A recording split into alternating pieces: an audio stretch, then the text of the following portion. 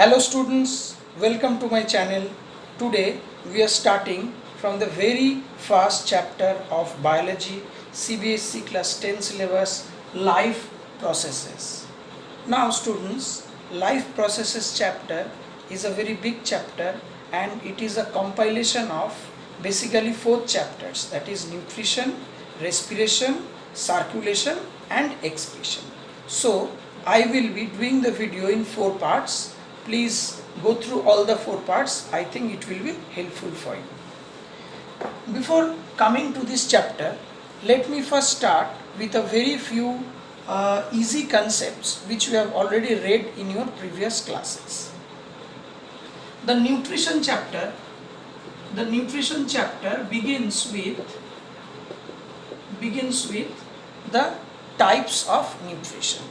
You know there are 2 types of nutrition. One is autotrophic nutrition and the other is heterotrophic nutrition. Autotrophic nutrition are those who can prepare their own food and do not have to depend on others for their food. Those are known as autotrophs, or the type of nutrition they practice, that is autotrophic nutrition.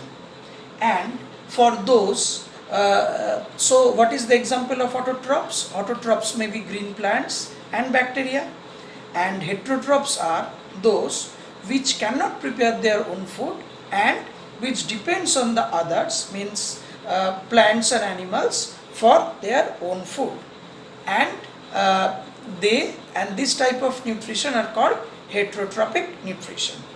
Now examples of heterotrophic nutrition: human beings, the classical example, tiger, deer, lion, snake, lizard, everything. All animals exhibit heterotrophic nutrition. Now, let us start.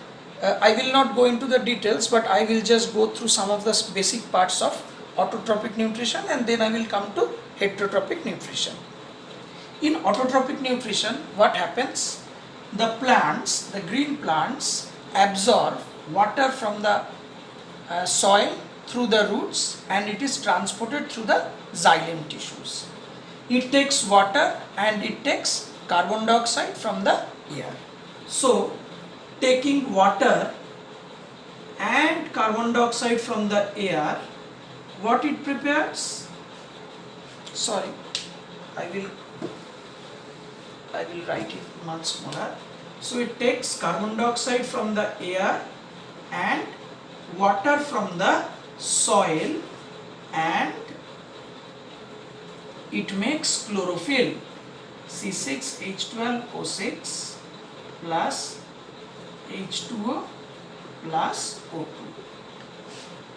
Let me balance. This will be 12, this will be 6, this will be 6 and this will be 6. So sunlight and chlorophyll. So students, you know the green leaves contains green pigments known as chlorophyll. This chlorophyll, what they does? They trap the sunlight and absorb carbon dioxide from the air, and the roots take water from the soil and is transported to the leaf with the help of xylem tissues, and with the help of these two, this prepare the food of the plant. This is glucose. It prepare glucose, and in this process what happens? They take carbon dioxide and they release oxygen in the atmosphere. So they take carbon dioxide and release oxygen, and with the help of water they convert the entire things into glucose, which is their food. In your syllabus, basically the photosynthesis process, this process is photosynthesis. The photosynthesis process has two basic steps. One is the light phase and the other is the dark phase, but it is not in your syllabus. In your syllabus, 3 basic points has been mentioned. That first, what happens? Absorption of sunlight by the chlorophyll pigments. That is number 1. Please take a note of it. Absorption of sunlight by chlorophyll, number 1. Number 2 is this light energy is converted to chemical energy and water is water is splitted into H plus and OH minus ion. Please remember the source of oxygen, this oxygen is water only. So if you are asked what is the source of oxygen in photosynthesis, you will answer water and not carbon dioxide. So second step is conversion of the light energy to chemical energy and splitting of water into H plus and hydroxyl ions. And what is the third step? Third step is reduction of carbon dioxide to glucose. So carbon dioxide is reduced to glucose molecules. So this is all about what you have. Please write the other smaller details from your books. Now another small part, that is stomata. Now what is stomata? You have read in your previous class that stomata are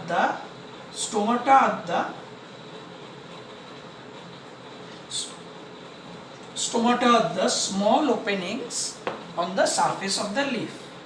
The small opening on the surface of the leaf is known as stomata.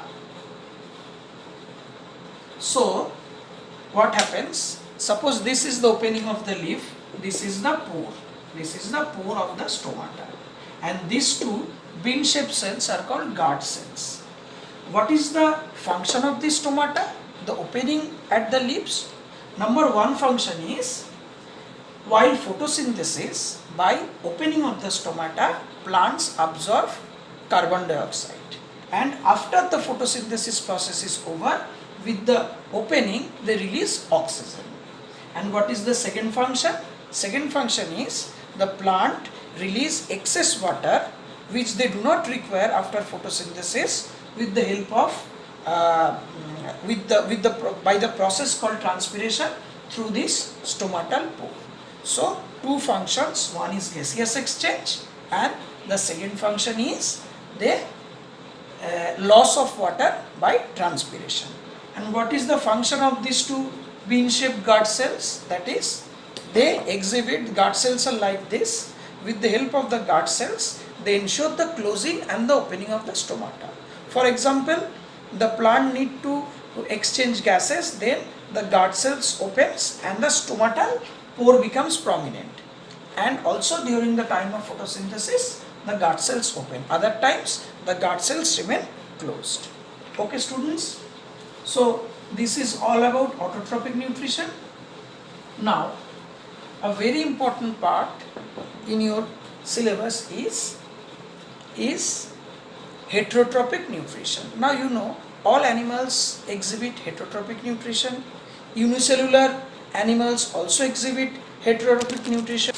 So students, heterotrophic nutrition is practiced by all animals and different animals have different nutrition or digestive strategies. For example, some digest the food outside the body and then absorb it, like yeast, like molds. For example, amoeba, they take the food and digest with the help of their food vacuoles. Now, the most complex structure for digestion, that is in human beings, and today I will explain the digestion process of the human beings in details. First, before coming to the digesting system, first let us explain the entire digestive tract of the human body. Please come to it. Please refer this diagram. This may not be a proper diagram, but I can show you the different parts. See, first the digestion starts from the mouth. So from the mouth, the food is crushed over here, the food is made bolus over here, and then the food passes through this tube or canal to the stomach through this passage known as esophagus. So from mouth, the food passes through the esophagus and comes to the stomach. Okay? From stomach, the food directly comes to the small intestine. You can see the coiled part here. This is the small intestine. Then the food passes through the large intestine, and ultimately the undigested food passes out through the anus. So this is the basic structure of a human digestive system. Now children, some of the other things, that is liver is there in this part. You can see this part, this is the liver. Above the liver you can see this is the gallbladder, this is the pancreas below, you can see. So these are the basic structure and the parts of the human digestive system. Now, how the digestion takes place in human body? This I told you, this is a very complex things. This is a very complex structure and different parts have different function. So, before coming to digestion, I have to explain you one part. I know you know, most of you know it, that is enzymes. Enzymes. Enzymes play a very important role in digestion. What are enzymes? Enzymes are basically, they were biological catalysts, that is, they help in digestion in different parts of the human body. The enzymes are secreted from different glands of the human body, which I will explain now, and these enzymes help in digestion of the food in different parts of the animal body. Now the digestion in human body takes place by basically 5 steps. Number 1 is intake of food, that is ingestion. Then the food gets digested, digestion. Then the food is absorbed, absorption. Then assimilation, and finally the food is ejected out, that is egestion. Now I start from the very first step, that is ingestion. Now you see, food is taken into the mouth. First what happens? The teeth are there. The teeth grinds the food and makes it into smaller particles of food. And in regard to this, let me tell you, we have a teeth formula, that is the frontal teeth, the front 4 teeth, that is known as incisor.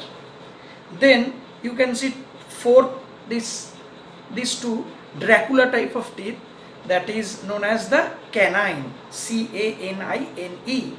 First 4 is incisor, then 2 is canine, then is premolar, then is molar. So the teeth formula, out of the 32 teeths, the formula is 2, 1, 2, 3. That is, this is incisor, this is canine, this is premolar, and this is molar. Okay. Then we have a tongue in our mouth. The tongue just helps us to move the food here and there. And another function of tongue is tongue gives us the taste feelings. Suppose this is the tongue. Suppose this is the tongue. This is the tongue. So this part, the middle part, this gives a bitter taste. This is not in your syllabus, but I am still telling you for your information point of view. This gives us the bitter feelings. This part gives us the sweet feelings. This is sour and this is salty. So this part of the tongue, this gives us the sour. This part, the below part, gives us the salt. This part gives us the sweet taste, and this part gives us the bitter taste. Okay, so this is the function of the tongue, how the taste buds work in the tongue. Then we are in the mouth. So in the mouth, what happens? In the mouth, the food, the mouth becomes watery when we take the food inside our mouth. Why? Because within the mouth, the saliva comes and makes the food semi-solid. That is a bit of liquid portion, liquidish, I mean. And in this mouth, there's a salivary gland, and this salivary gland secretes amylase. Amylase is the first enzyme. Amylase is the first enzyme that is secreted in the mouth. So what amylase does? Amylase converts carbohydrate or starch.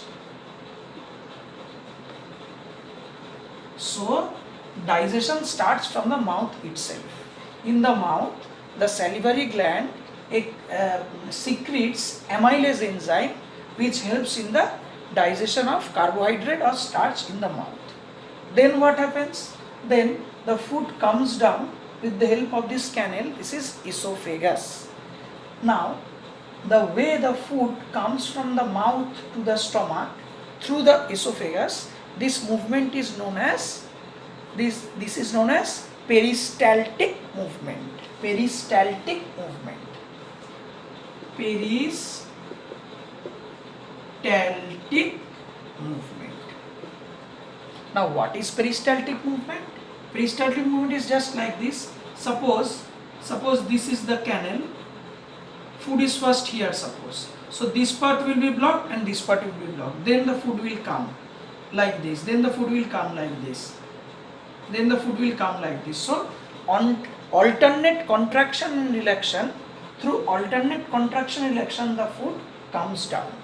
And gravity plays no role in this movement of the food. So this is peristaltic movement. Food comes to the stomach by peristaltic movement. Now in the stomach, the main function starts. What happens? What happens in stomach? So after the food reaches the stomach, what happens? The stomach has some gastric glands over it, and the stomach secretes three things. Number one is hydrochloric acid, number two is pepsin, and number three is mucus. I will tell you the function of each and everything. First, what happens? Hydrochloric acid is secreted. You know hydrochloric acid is a very strong acid. It at first mixes with the food and makes the food acidic in the stomach itself. Okay? First the food reaches the stomach and the stomach expands. And what happens immediately after the food reaches stomach? Hydrochloric acid is secreted from the gastric glands of the stomach and the food is made acidic. Now why the food is made acidic? That is because this pepsin, this is the second enzyme secreted after amylase. This pepsin helps in digestion of protein. Okay, this pepsin helps in the digestion of protein. Now this pepsin enzyme, this acts only in acidic medium.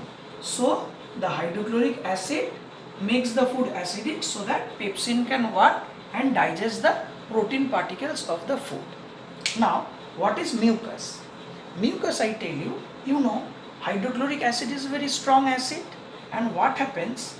The hydrochloric acid after coming to the stomach, it may damage the wall of the stomach because it is a very strong acid. Mucus is a protective layer on the wall of the stomach.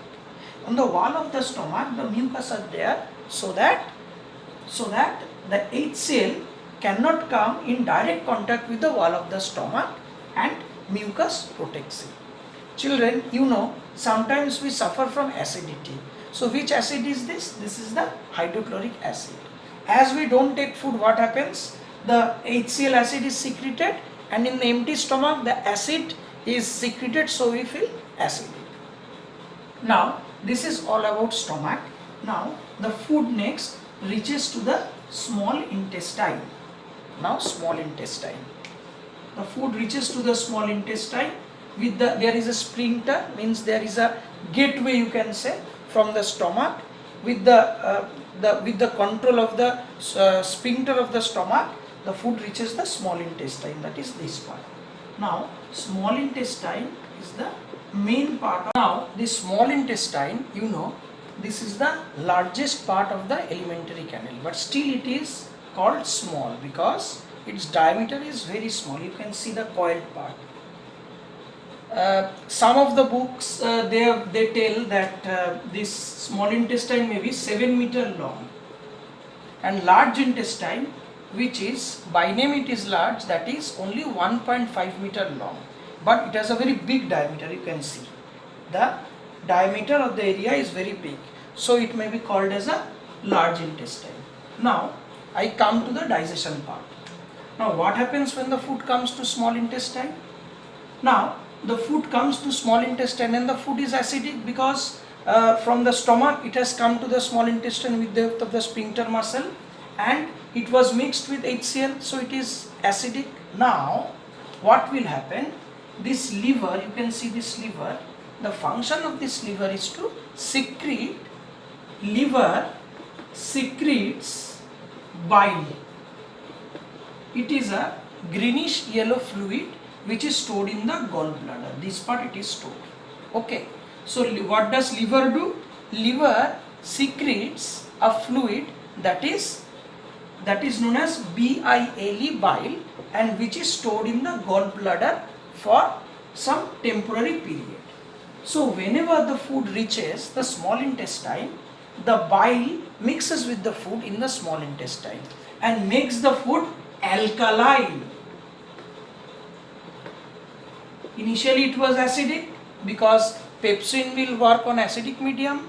Now when the food comes to the small intestine, the bile mixes and makes the food alkaline. Now why it makes the food alkaline? Because in the small intestine, this pancreas secretes 3 enzymes. This is very important. First enzyme is trypsin, trypsin, trypsin.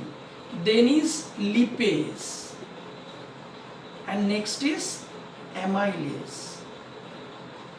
I tell you what happens. This pancreas secretes 3 enzymes: trypsin, lipase and amylase. What does the trypsin do? Trypsin converts protein, trypsin converts to amino acid. This fat is converted by lipase to fatty acid and glycerol.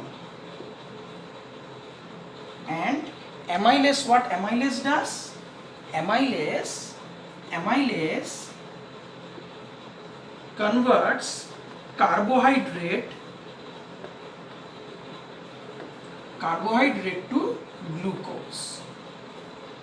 So pancreas secretes 3 enzymes. Number 1 is trypsin for converting protein to amino acids. Protein is converted to amino acids. Number 2, pancreas secretes lipase. What lipase does? Lipase converts fat contained in the food to fatty acid and glycerol. And what amylase does? Amylase converts carbohydrate of the food to glucose. So this conversion are done in the small intestine. But there is a but into it. But all these 1, 2, 3 enzyme secreted by the pancreas works only in alkaline medium. So what happens? First the bile comes from the liver and turns the food into alkaline, and then these enzymes work and they convert protein into amino acids, fats into fatty acid and glycerol, and carbohydrate to glucose.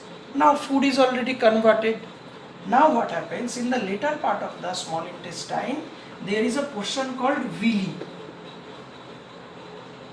In the villi within the small intestine, the food is absorbed. That is, in this part of the villi, what happens? It is like this. There are some finger-like projections like this. So what happens when food comes over here?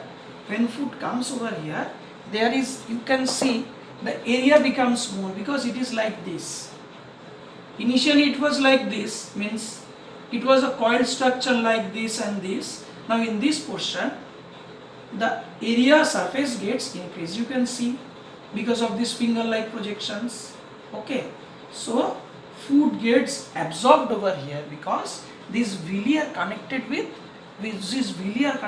blood vessels. So villis are the small finger-like projections within the small intestine, and they are connected to the blood vessels, and food it's getting absorbed in the villi.